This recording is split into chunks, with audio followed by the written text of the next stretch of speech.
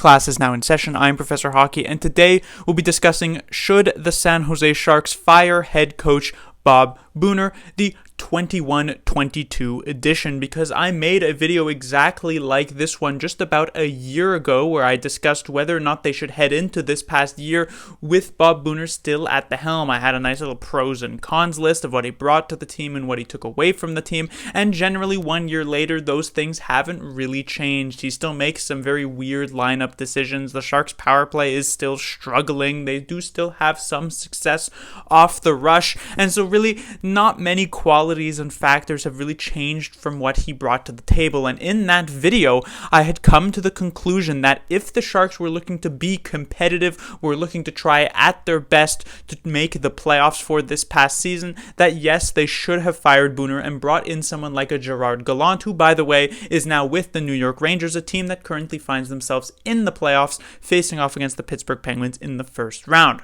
However, I said if the Sharks weren't necessarily looking to make the playoffs at all cost, and we're just kind of, okay with missing, okay with getting there, you kind of indifferent to the situation, and we're still kind of in the same vein of that retool, that keeping Bob Boughner on the team really wasn't the end of the world. And since they ended up retaining his services, I suspected that that's indeed what the Sharks were going for. However, with the very interesting choice that the Sharks made of re-signing Tomas Hertl to that 8-year, $8 million deal near the trade deadline of this past season, it seems pretty clear that the Sharks are not looking to do any more retooling at this point and are looking to try and get back into the playoffs as soon as possible, even if it is a sort of one and done type of situation, which means it brings me back right to the conclusion that I made last year, which was that the Sharks should indeed fire Bob Boughner. And I know there are some people out there who will disagree with this. The main reason why is that they'll say,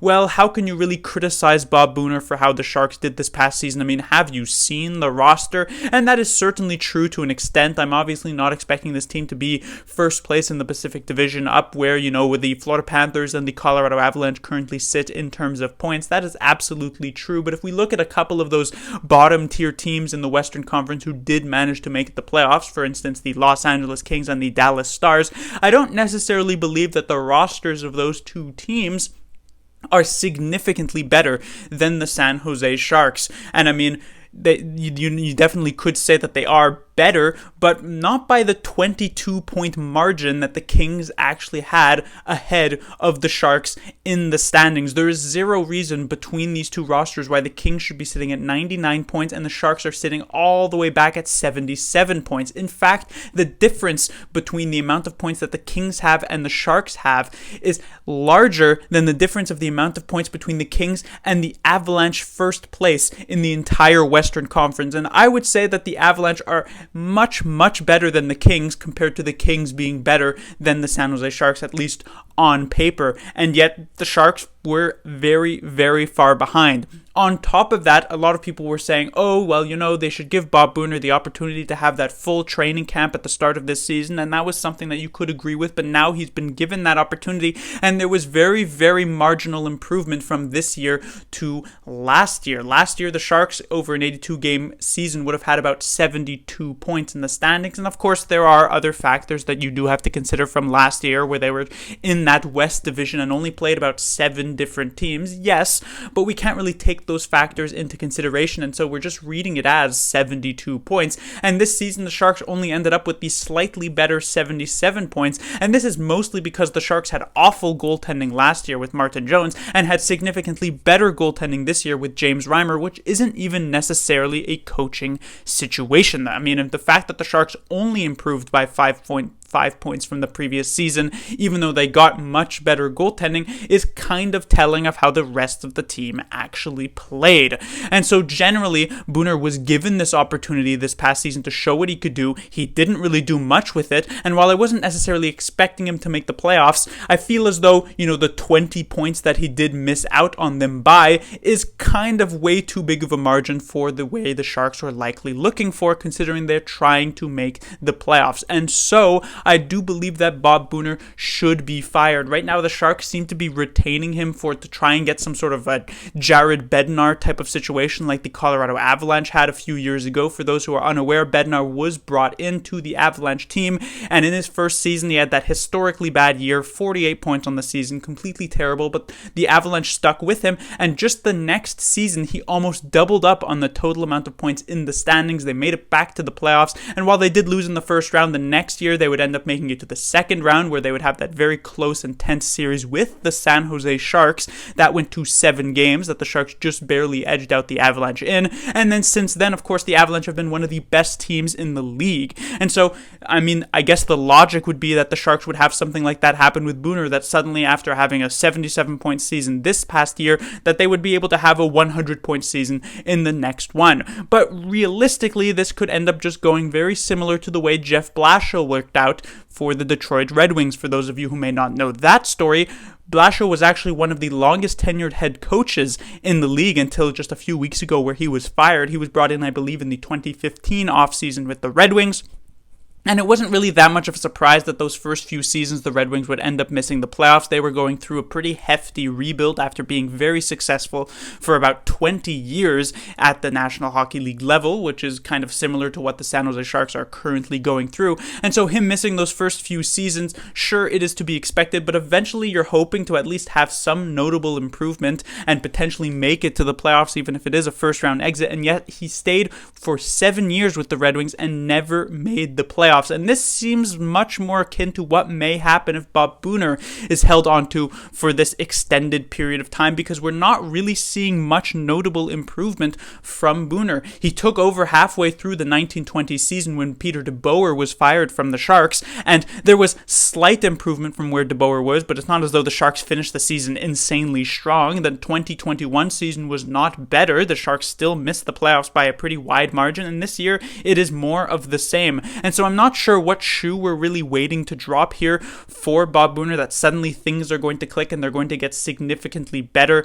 People will also argue, oh, well, you know, the players seem to like him and they talk about how good the locker room is, but I feel as though you cannot trust hockey players. This isn't even a feeling. This is just an absolute fact. Hockey players will be asked the most sort of leading questions in the media. They'll be talked something like, how do you think Bob Boughner did this season as coach for the San Jose Sharks? And there is absolutely zero hockey player, unless the situation is completely and utterly dire. There is literally zero hockey player who will come out in the media and say, yeah, well, you know, I didn't really like Bob Boughner as a coach, and I hope the management look in a completely different direction for next season. Even when it came to Evander Kane, where we knew he was just like a complete locker room toxic type of person for the San Jose Sharks, when you ask the players in the media, obviously they wouldn't paint it up and say, well, Kane, I feel like, is a really great player, but they've been, you know, they didn't even outright come and say that he was doing a bad job and he was a bad teammate or anything like that. This is because hockey players are just very, very sort of handling it behind closed door type of situation. So I don't really believe when a player comes out and says Boughner is a great coach, that they honestly believe that. It's possible that they do believe that. I'm not trying to say that Couture saying, oh, Boughner is a good coach, that means that, oh, he clearly hates Bob Boughner. I'm just saying that it doesn't mean much in either direction. And I feel as though management should be coming in and trying to make some sort of big change. But unlike last year, where I was talking about how the Sharks should be bringing in an experienced coach like a Gerard Gallant to come in and try and get this team back into the playoffs, I feel that the Sharks should actually go in a Colorado Avalanche type of route and go for someone who is a much more unproven. Pick up a coach like a Jared Bednar or like a Jeremy Colleton like we saw in Chicago. And I use those two examples specifically because, of course, Bednar did work out for the Avalanche, but Jeremy Colleton did not work out for the Chicago Blackhawks. So I'm not trying to say that the Sharks need to pick up this young coach who's going to actually do a very, very good job.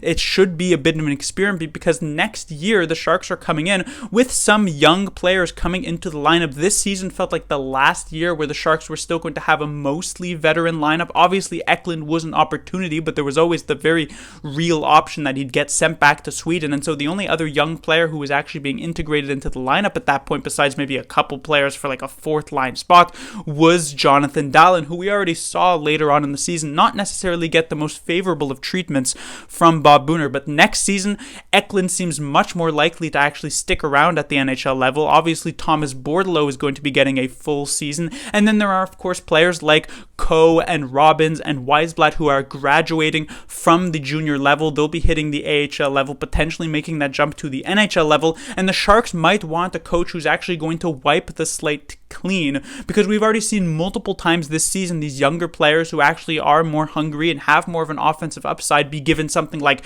11 minutes on a particular night. Meanwhile, you look further down the score sheet and you see someone like Matt Nieto getting like 17 and a half minutes. And then, of course, you go up to Bob Boughner and you ask, well, why is it that you're benching this young player for this other player? And he says, well, if you take a look at the stat card under the most important column, you can see where it says age, that this player is actually over 30 while this other player is under 30. So it's pretty clear why one player should be getting double the ice time of the other. I feel as though they need to bring in someone new who's going to clean the slate, that isn't going to bench Ryan Merkley after a singular mistake, meanwhile let Brent Burns make 10 different mistakes on 10 different shifts and then still give him 30 minutes of ice time on that particular night.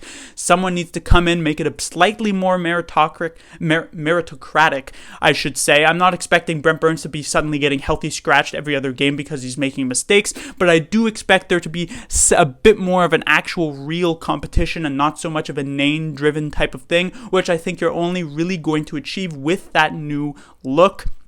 Now, having said this, I doubt the Sharks actually go in this direction, considering they're so focused on trying to make the playoffs. If they were to fire Bob Boughner, which is a big if, they would probably go for a more experienced and more recognizable name, but I definitely would like them to go somewhat young, somewhat new, and see where that would take them. Class dismissed.